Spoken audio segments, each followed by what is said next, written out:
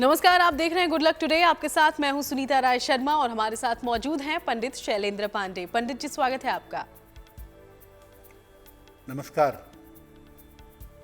आज हम बात करेंगे धरती पर ऊर्जा के एकमात्र स्रोत सूर्य के बारे में। सूर्य के अशुभ योग कौन से हैं और उनसे बचने के उपाय कौन कौन से हो सकते हैं, ये हम आपको बताएंगे, क्योंकि हम सब जानते हैं सूर्य ही आपके मान सम्मान, आपकी आरोग्यता का कारक है। तो कैसे अपने सूर्य को हमेशा रखें शुभ, इस बारे में हम बातचीत करेंगे। शो की शुरुआत गुड लक मंत्र के साथ।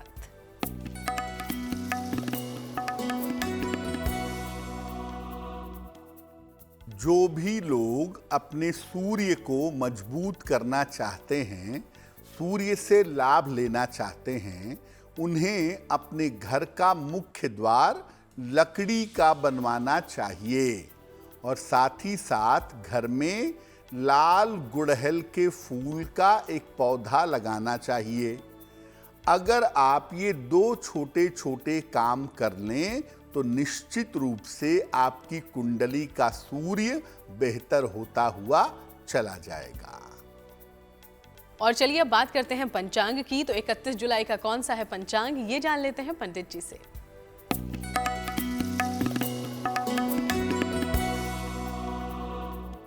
दिनांक 31 जुलाई 2023, दिन सोमवार, तिथि है अधिक श्रावण शुक्ल पक्ष की त्रयोदशी तिथि, प्रातः काल 7:26 तक। नक्षत्र है पूर्वाषाढ़ा नक्षत्र, शाम के 6:58 तक। चंद्रमा धनु राशि में संचरण कर रहे हैं। राहु काल का समय प्रातः काल 7:30 से लगभग 9 बजे तक।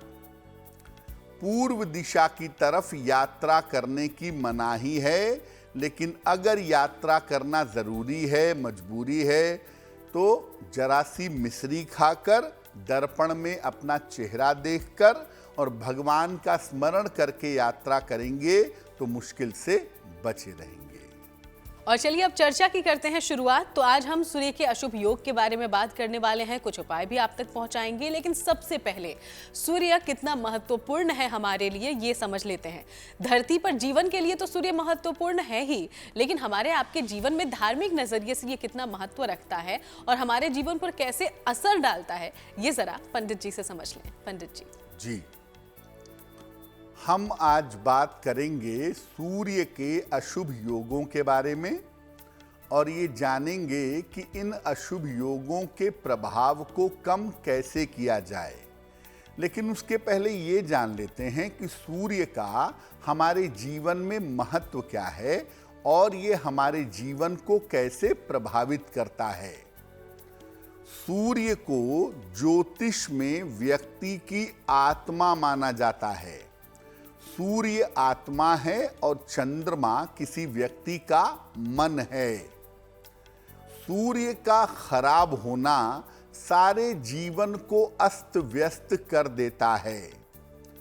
पिता, राज्य, राजकीय सेवा, मान सम्मान और वैभव से इसका सीधा संबंध होता है। आपके शरीर में पाचन तंत्र, आँखें और हड्डियां ये सूर्य से संबंधित होती हैं। हृदय का संबंध भी सूर्य से माना गया है। मुख्य रूप से सूर्य आपकी हड्डियों और हृदय को सीधे तौर से प्रभावित करता है। सूर्य के मजबूत होने पर जीवन में वैभव और समृद्धि मिलती है।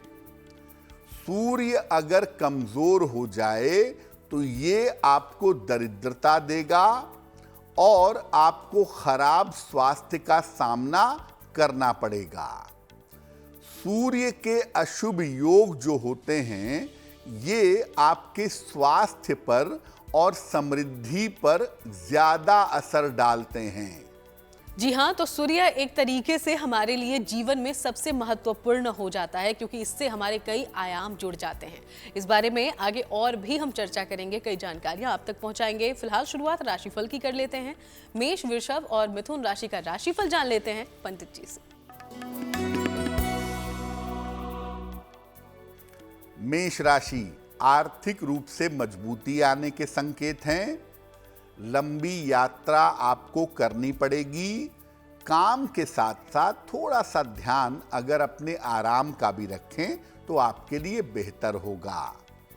किसी निर्धन व्यक्ति को अगर धन का दान कर दें तो दिन की मुश्किलें बहुत हद तक हल हो जाएंगी। शुभ रंग होगा लाल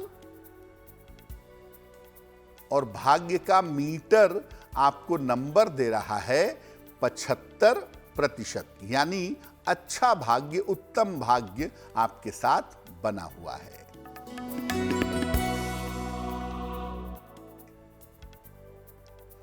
वृषभ राशि, मानसिक चिंताएं थोड़ा सा परेशान कर सकती हैं आपको। परिवार में नाहक बेवजह विवाद हो सकते हैं। हालांकि पुराने मित्रों से, पुराने लोगों से आपकी मुलाकात भी हो सकती है। किसी निर्धन व्यक्ति को अगर चावल का दान कर दें तो दिन की मुश्किलें कुछ हद तक कम हो जाएंगी। शुभ रंग होगा सफेद और भाग्य का मीटर आपको नंबर दे रहा है 60%, यानी मेहनत ज्यादा होगी, भाग्य थोड़ा कम रहेगा।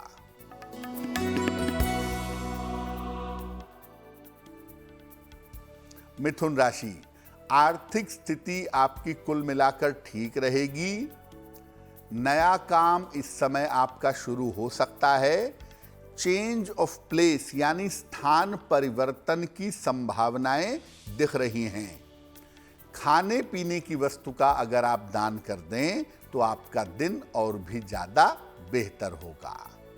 शुभ रंग होगा हरा और भाग्य का मीटर आपको नंबर दे रहा है 70%, यानी मध्यम भाग्य आपके साथ बना हुआ है। और चलिए अब आगे बढ़ते हुए सूर्य के अलग अलग अशुभ योग के बारे में बात करते हैं। तो पंडित जी, कौन सा है पहला ऐसा अशुभ योग सूर्य का जो वाकई बहुत असर डालता है हम पर, और इससे बचने के उपाय क्या हो सकते हैं?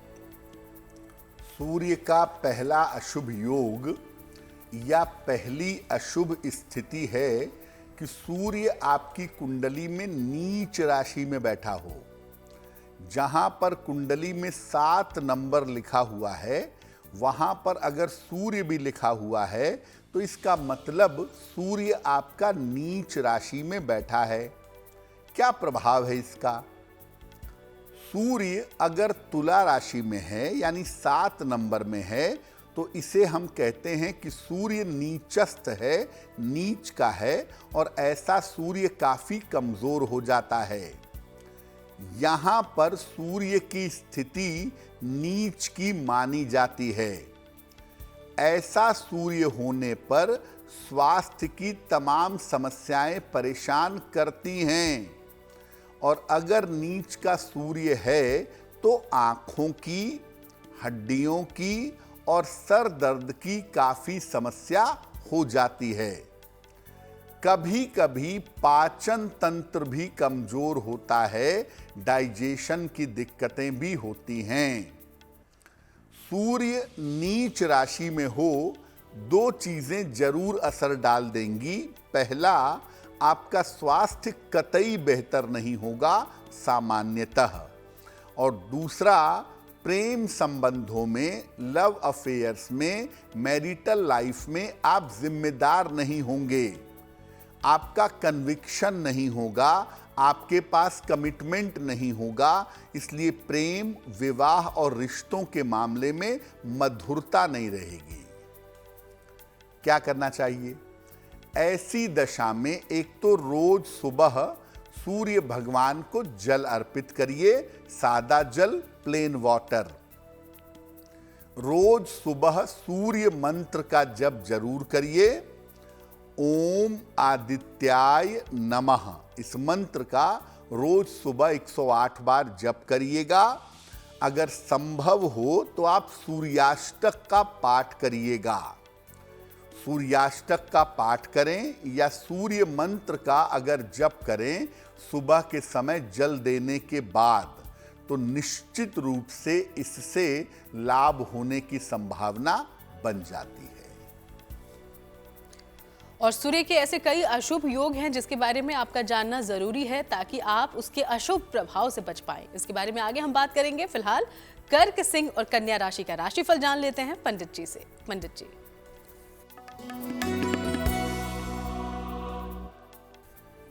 कर्क राशि, नौकरी की तमाम समस्याएं आपकी हल होंगी। धन लाभ के योग आपके लिए बन रहे हैं और परिवार की समस्या में आपको राहत मिलेगी।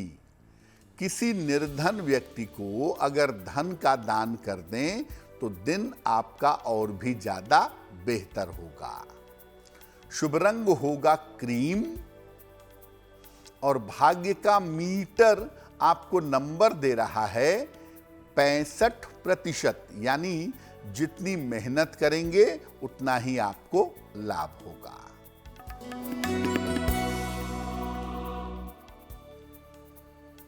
सिंह राशि, करियर की बाधा आपकी दूर होगी।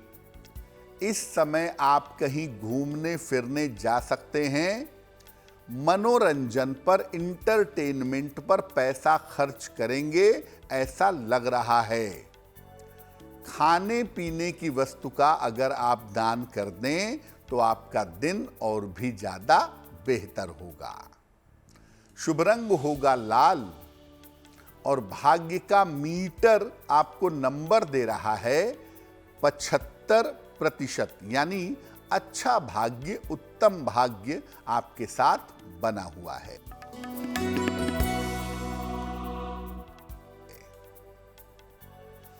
कन्या राशि, अपने ऑफिस में, अपने कार्यक्षेत्र में बेवजह के विवादों से बचिएगा।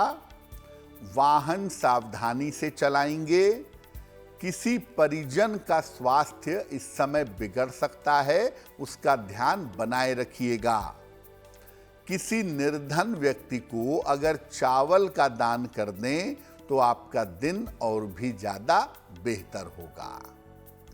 शुभ रंग होगा धानी और भाग्य का मीटर आपको नंबर दे रहा है 60%, यानी मेहनत ज्यादा होगी, भाग्य थोड़ा कम होगा। और शो में अब वक्त हो गया है आपके सवालों की ओर बढ़ने का। तो कहां से आया है हम तक पहला सवाल और क्या है आपकी समस्या का समाधान, ये जान लेते हैं पंडित जी से। पंडित जी जी,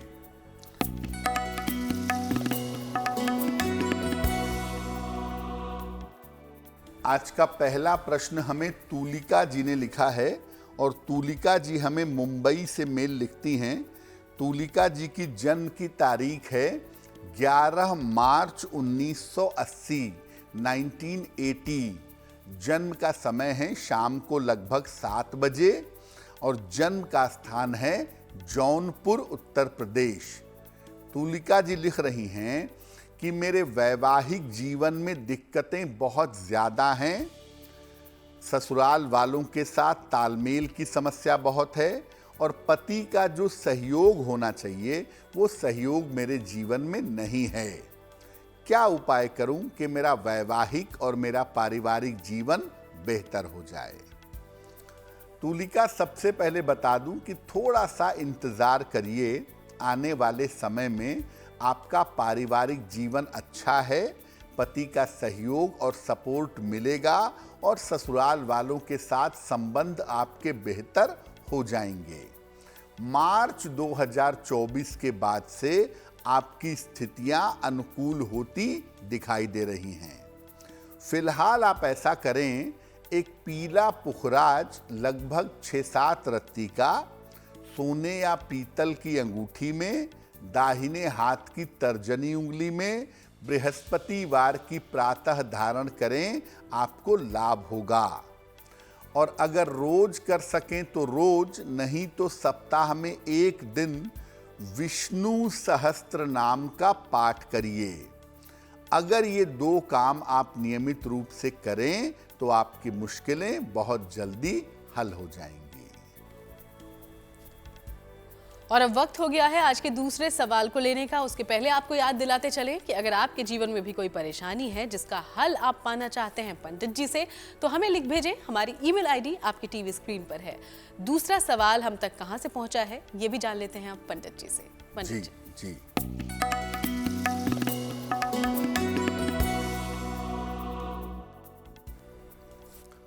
अगला प्रश्न संजय जी ने हमें लिखा है और संजय जी हमें गोरखपुर से मेल लिखते हैं।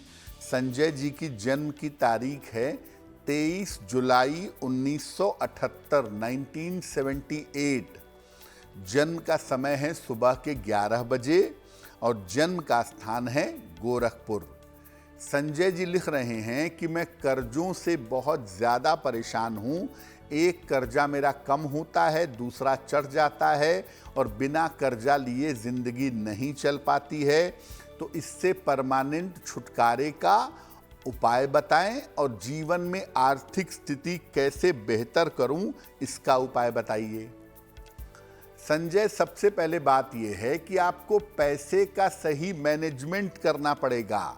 मामला इतना मुश्किल नहीं है, लेकिन जो पैसे का मैनेजमेंट है कि जितना पैसा आ रहा है खर्चा किस रेशियो में होना चाहिए, वो आपको देखना चाहिए। वो आपके लिए थोड़ा ज़रूरी रहेगा। अगर आप पैसे का सही मैनेजमेंट करें तो मुश्किलें आपकी निश्चित रूप से हल हो जाएंगी। दूसरी बात यह है कि जून 2024 के बाद से आपका जीवन थोड़ा बेहतर दिख रहा है। आप बेहतर पैसा भी कमा पाएंगे और बेहतर तरक्की भी कर पाएंगे। कर्जों से छुटकारा भी आपको मिल सकेगा। फिलहाल आप एक पन्ना बनवा करके पहने, लगभग 6-7 रत्ती का पन्ना चांदी की अंगूठी में, दाहिने हाथ की सबसे छोटी उंगली में, बुधवार की शाम को एक पन्ना बनवा करके पहन लें। दूसरा, रोज सुबह और रोज शाम संकट मोचन हनुमानाष्टक, इसका प्रेम पूर्वक पाठ करें, आपकी मुश्किलें हल हो जाएंगी। तो चलिए आप इन उपायों को अपनाइए। हम उम्मीद करते हैं कि आपको जल्द ही फायदा हो। अब आगे बढ़ते हुए पंडित जी से सूर्य के दूसरे अशुभ योग के बारे में जानते हैं और समझते हैं इससे बचने के उपाय भी। पंडित जी, सूर्य जब राहु के साथ होता है, सूर्य और राहु का संयोग होता है, या आप ये कह लें कि सूर्य जब राहु केतु के एक्सिस में आ जाता है तो इससे ग्रहण योग बन जाता है। हालांकि अगर इसमें चंद्रमा शामिल हो तो ये परफेक्ट ग्रहण योग होगा, लेकिन चंद्रमा न भी हो तो सूर्य अगर राहु के साथ हो या राहु केतु के एक्सिस में हो तो ग्रहण योग बन जाता है। अब ग्रहण का मतलब क्या होता है? किसी चीज को ढकना या छाया देना। तो सूर्य का जो ग्रहण योग होता है ये सूर्य के शुभ प्रभावों को रोक देता है। इस योग के होने पर व्यक्ति को अपयश का सामना करना पड़ता है, क्योंकि सूर्य व्यक्ति को नाम और यश देता है। अगर राहु से प्रभावित होगा तो जीवन में अपयश मिलेगा, डिफेमेशन मिलेगा। व्यक्ति को जीवन में वहम की समस्या परेशान करती है। बेवजह का तनाव, बेवजह की चिंता व्यक्ति के मन में चलती रहती है।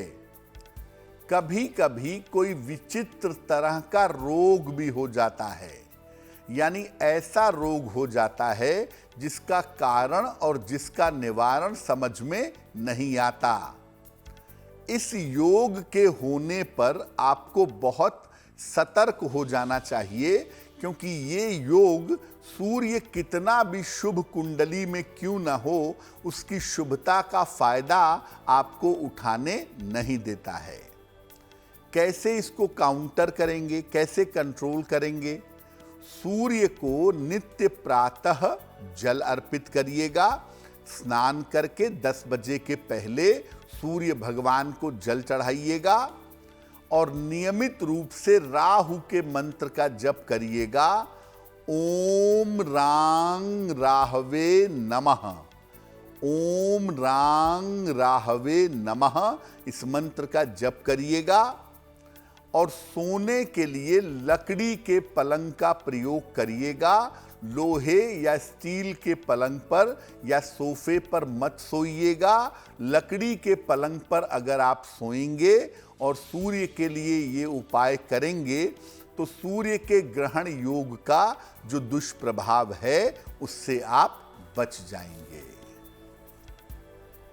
तो ये था सूर्य का दूसरा अशुभ योग। अब आगे बढ़ते हुए तुला, वृश्चिक और धनु राशि का राशिफल जान लेते हैं पंडित जी से। तुला राशि, इस समय आपकी कोई छोटी यात्रा हो सकती है। यात्रा के लिए आपको इस समय तैयार हो जाना चाहिए। धन लाभ के अच्छे योग आपके लिए बन रहे हैं और इस समय अगर आप प्रयत्न करें तो कोई संपत्ति खरीद सकते हैं। किसी निर्धन व्यक्ति को अगर धन का दान कर दें तो आपका दिन और भी ज्यादा बेहतर होगा। शुभ रंग होगा सफेद और भाग्य का मीटर आपको नंबर दे रहा है 70%, यानी मध्यम भाग्य आपके साथ बना हुआ है।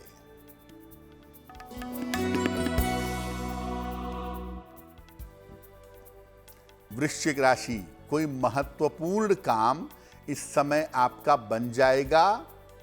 सेहत को लेकर के आपका तनाव थोड़ा कम होगा। नए काम की शुरुआत इस समय आपके लिए हो सकती है।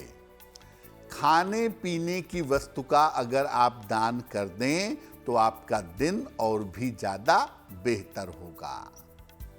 शुभ रंग होगा नारंगी और भाग्य का मीटर आपको नंबर दे रहा है 80%। बहुत अच्छा भाग्य आपके साथ बना हुआ है।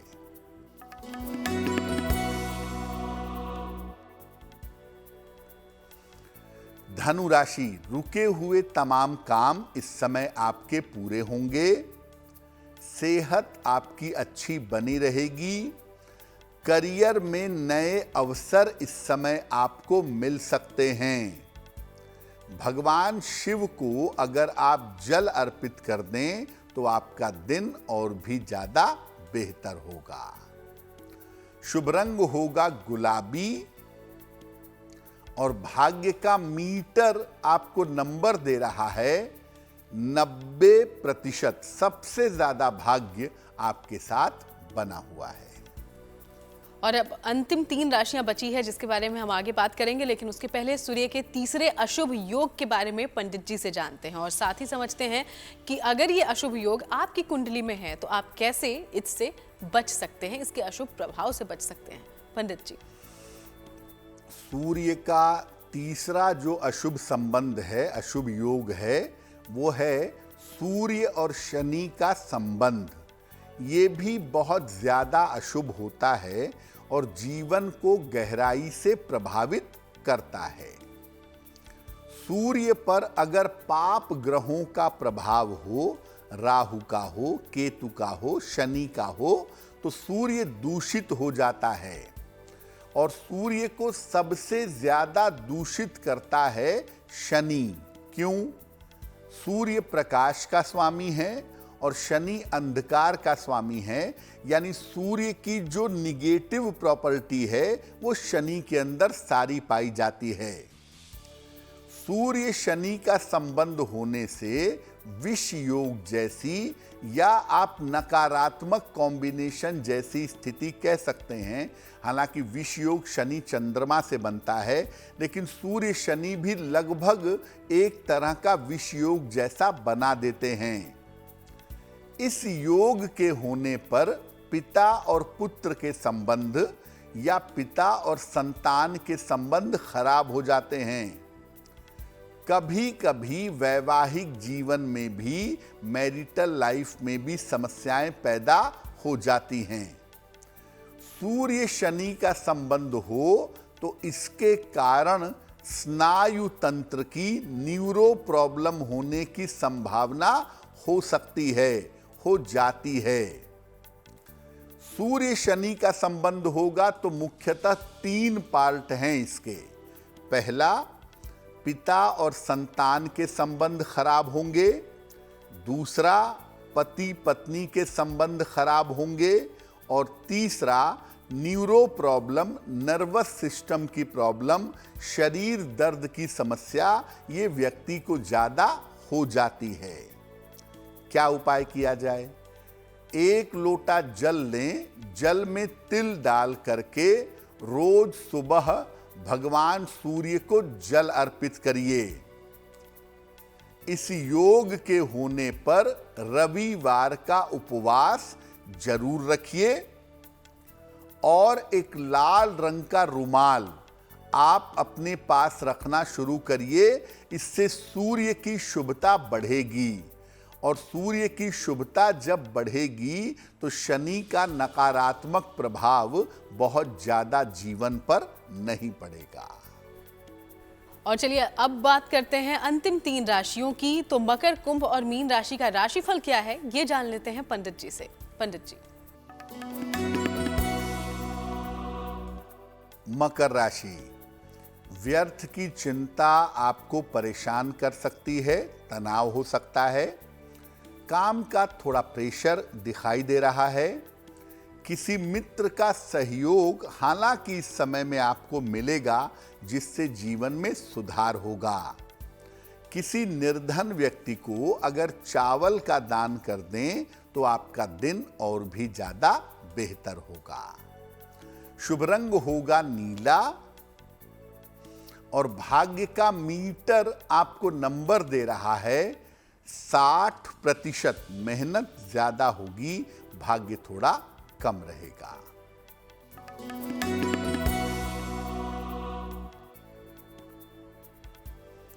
कुंभ राशि, काम का दबाव आपके लिए कम होगा। स्वास्थ्य में आपके सुधार होगा। रुका हुआ धन इस समय आपको प्राप्त होगा। भगवान शिव को अगर जल अर्पित कर दें तो आपके दिन की मुश्किलें हल हो जाएंगी। शुभ रंग होगा फिरोजी और भाग्य का मीटर आपको नंबर दे रहा है 70%, यानी मध्यम भाग्य आपके साथ बना हुआ है।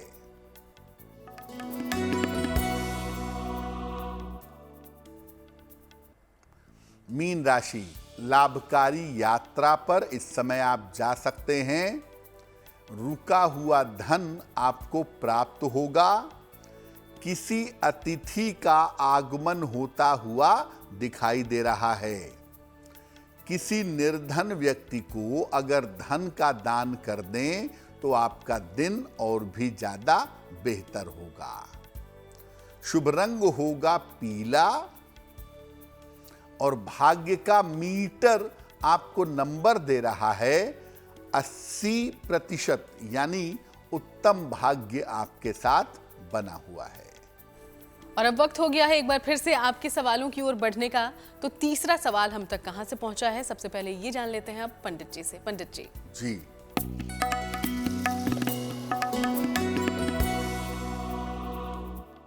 अगला प्रश्न स्वाति जी ने हमें लिखा है और स्वाति जी हमें भोपाल से मेल लिखती हैं। स्वाति जी की जन्म की तारीख है 24 सितंबर 1984, 1984। जन्म का समय है शाम के 7:10 और जन्म का स्थान है भोपाल, मध्य प्रदेश। स्वाति जी कह रही हैं कि पिछले 1 साल से मेरा स्वास्थ्य अच्छा नहीं रह रहा है और तमाम तरह की समस्याएं एक एक करके अचानक मेरे जीवन में आ गई हैं। तो मैं स्वास्थ्य को कैसे बेहतर करूं, अपने जीवन को कैसे बेहतर बनाऊं, इसके लिए जानना चाहती हैं। स्वाति, आपकी जो कुंडली बनती है ये कहती है कि आपके अंदर अनुशासन नहीं है, डिसिप्लिन नहीं है, खाने पीने सोने जगने का कोई रूटीन नहीं है और आलस्य बहुत है। अगर आप अपने जीवन को सिस्टम में ले आएं और अपना आलस्य त्याग दें, आलस्य छोड़ दें, तो आपकी समस्या वैसे ही हल हो जाएगी। आपके स्वास्थ्य में सुधार होने का समय शुरू होगा आपके जन्मदिन से ही। सितंबर 2023 से आपका समय बेहतर होता हुआ दिखाई दे रहा है। फिलहाल आप ऐसा करें, एक पन्ना बनवा करके पहने, लगभग 6 से 8 रत्ती का पन्ना चांदी की अंगूठी में, दाहिने हाथ की सबसे छोटी उंगली में। बुधवार की शाम को पन्ना पहनने से आपको लाभ होगा। और दूसरा काम आप करें, रोज सुबह एक बार राम रक्षा स्तोत्र, इस स्तुति का नित्य प्रातः अगर आप पाठ करें तो आपका मंगल होगा। और अब हम शो में आखिरी सवाल आज का लेंगे। उसके पहले आपको फिर से याद दिलाते चलें कि अगर आप भी किसी समस्या का समाधान पंडित जी से चाहते हैं तो इसके लिए जो ईमेल आईडी इस वक्त आपकी टीवी स्क्रीन पर है उसे कर लें नोट डाउन और इस पर हमें अपना सवाल और डिटेल्स लिख भेजें। बहरहाल अंतिम सवाल आया कहां से है ये जान लेते हैं पंडित जी से। पंडित जी।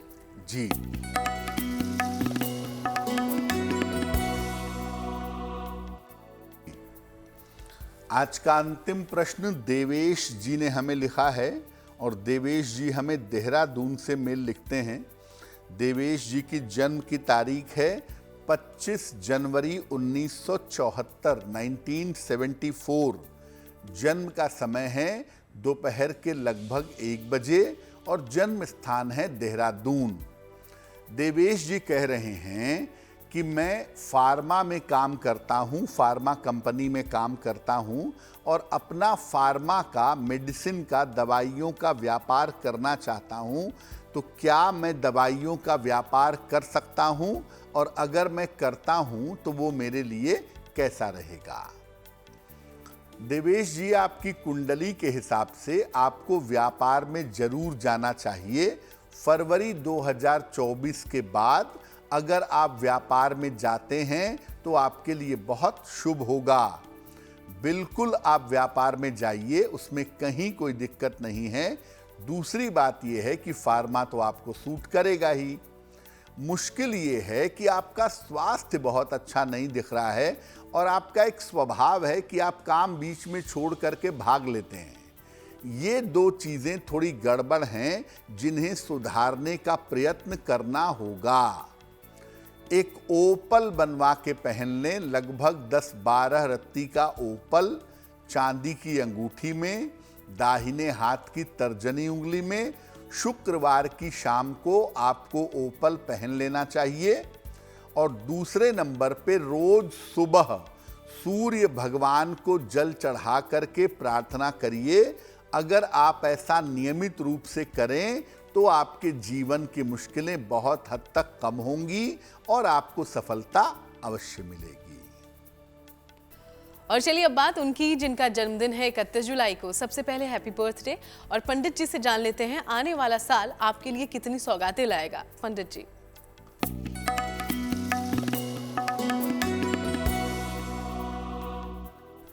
जिन लोगों का जन्मदिन 31 जुलाई को है उन्हें हम सबकी तरफ से जन्मदिन की हार्दिक शुभकामनाएं। आने वाले वर्ष में आपकी आर्थिक स्थिति, आपकी फाइनेंशियल कंडीशन उत्तम रहेगी। नौकरी और व्यवसाय की समस्याएं आपकी हल होंगी। इस साल स्वास्थ्य में आपके धीरे धीरे सुधार होगा। साल के अंत में विदेश से संबंधित किसी लाभ के योग आपके लिए बन रहे हैं। क्या करेंगे? पूरे साल भर राहु के मंत्र का जप करें। ओम रांग राहवे नमः। पूरे साल भर इस मंत्र का जप करें तो आपके लिए बहुत अच्छा होगा। और अब बारी है आज की जिज्ञासा की, और जिज्ञासा में सवाल ये है कि क्या ईश्वर से मन्नतें मांगना सही है पंडित जी? क्योंकि अक्सर हम देखते हैं ना, जब हमें ज़रूरत होती है ईश्वर की तब हम जाते हैं उनके पास, कहते हैं भगवान ये दे दो तो हम ये करेंगे, ये दे दो तो हम ये करेंगे। क्या ये सही है? अब चूंकि मानव जो है ना वो स्वभावतः बार्गेनिंग करने की आदत सीख गया है, तो ये बार्गेनिंग ईश्वर से भी करने का प्रयास करता है। ईश्वर से मन्नत मांगता है, मेरे बेटे की शादी हो जाए ये कर दूंगा, मेरा मकान बन जाए ये अर्पित कर दूंगा। देखिए, मन्नत की कोई ज़रूरत नहीं है ईश्वर को, जो सृष्टि का निर्माता है, सृष्टि जिसके अधीन है। क्या उसे मानव के किसी चीज़ की आवश्यकता हो सकती है? और ईश्वर को मन्नत की आवश्यकता नहीं है। ईश्वर केवल प्रार्थना से भी आपकी बात सुन लेता है। आपके माता पिता हैं, आप उन्हें कुछ दें या ना दें, फिर भी वो आपकी बात सुनते हैं ना। उसी तरह से ईश्वर प्रार्थना से भी आपकी बात सुन लेता है। इसके लिए उसको किसी घूस की या किसी उपहार की आवश्यकता नहीं होती। मन्नत मांग के आप अपने मन को संतुष्ट करते हैं कि मैंने ऐसा कह दिया है तो भगवान ऐसा कर देंगे। मन्नत आप अपनी साइकोलॉजी के लिए मांगते हैं, इसका ईश्वर से कोई लेना देना नहीं है। ईश्वर अपने बच्चों को उतना ही प्रेम करते हैं जितना एक माँ अपने बच्चे को प्रेम करती है। तो आप उससे अगर बार्गेनिंग नहीं भी करेंगे तो भी वो आपके कल्याण के लिए जो हो सकता है वो जरूर करेगा। इसीलिए मन्नत मत मांगिए। कोई बात है, कोई समस्या है, कोई तकलीफ है, अपनी बात ईश्वर से उसी तरह से प्रार्थना करके रखिए जैसे आप अपने माता पिता के सामने रखते हैं। और अब बात शुभ पहर की करते हैं, तो 31 जुलाई के लिए कौन सा है शुभ पहर, ये जान लेते हैं अब पंडित जी से।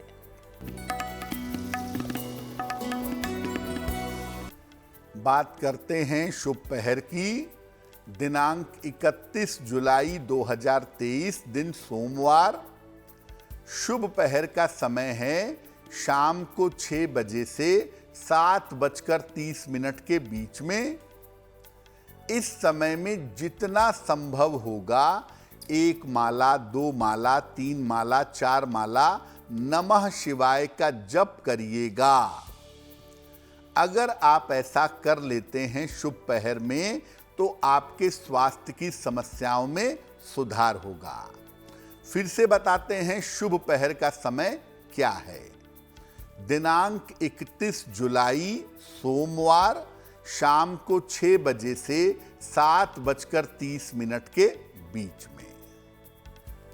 और अब वक्त हो गया है आज की गुड लक राशि के बारे में जानने का। आज की गुड लक राशि है कन्या, और इसके बारे में क्या खास बता रहे हैं पंडित जी, जानते हैं उन्हीं से।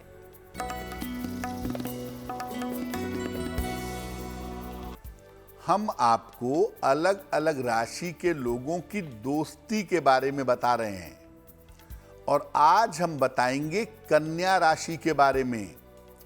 इनकी जो मित्रता होती है वो आती जाती रहती है। ये कंसिस्टेंट मित्रता नहीं निभाते, लेकिन एक बात जरूर है, जीवन में गहरा प्रेम इनके जरूर होता है, और वो गहरा प्रेम जिंदगी भर इनके साथ बना रहता है। मित्रता बहुत कंसिस्टेंट नहीं होती, आती जाती रहती है। कोई मजबूत दोस्त भी नहीं होता जीवन में, लेकिन एक बड़ा डीप लव, एक गहरा प्रेम किसी के लिए इनके मन में जीवन भर बना रहता है। अगर आप अच्छी मित्रता चाहते हैं आपके जीवन में अच्छे मित्र बने, आपका कल्याण हो, तो नियमित रूप से भगवान शिव की उपासना करें, वो आपके लिए बहुत अच्छा रहेगा। और चलिए अब वक्त हो गया है आज के महा उपाय को जानने का। तो महा उपाय में आज आपके लिए क्या लेकर आए हैं पंडित जी, जानते हैं उनसे। पंडित जी जी,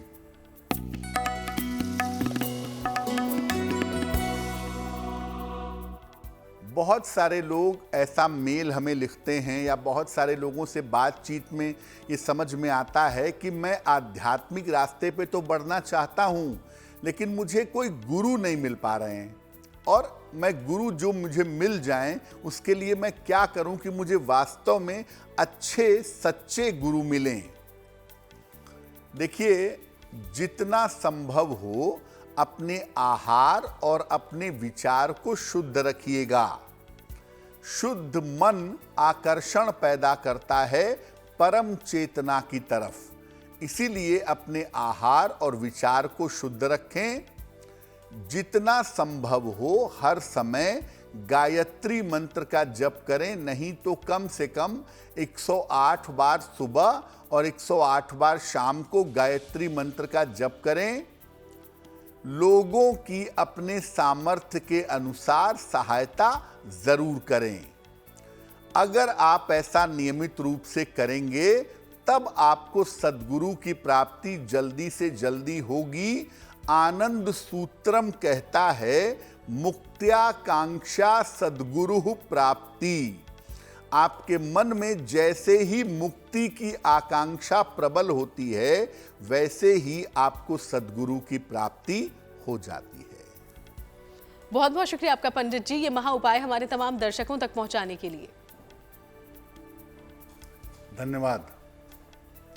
तो चलिए, यूं ही आपसे मुलाकात होती रहेगी, अलग अलग विषयों पर चर्चा करते रहेंगे, आप तक जानकारी पहुंचाते रहेंगे। फिलहाल शो में इतना ही, लेकिन देश दुनिया की बाकी तमाम खबरों के लिए देखते रहिएगा GNT।